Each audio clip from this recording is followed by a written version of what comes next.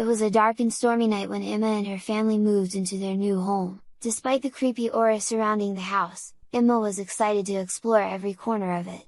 As she climbed up the creaky stairs to check out the attic, she felt a strange presence around her.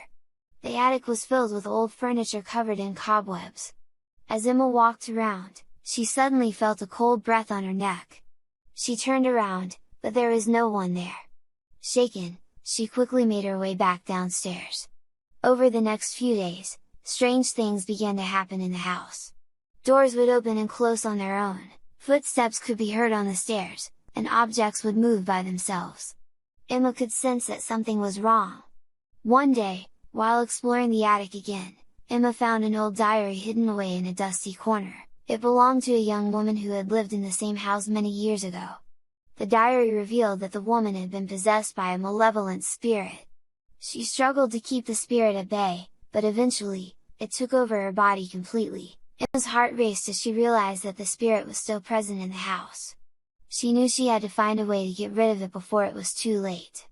As the days passed, Emma became more and more determined to find a solution. She began researching ways to exorcise spirits and discovered that the only way to do so was to confront the spirit and force it to leave.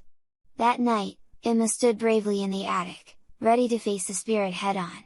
Suddenly, she saw a shadowy figure materialize in front of her. The spirit spoke to her in a haunting voice and warned her to leave the house before it was too late. But Emma refused to back down.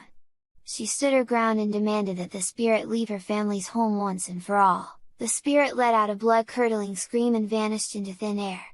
From that day on, the house felt lighter and brighter. Emma knew that she had successfully exorcised the malevolent spirit and saved her family from harm. As she sat in her room that night, looking out at the stars, Emma knew that she would never forget the shadow in the attic and the nightmare that had gripped her family's home. The end.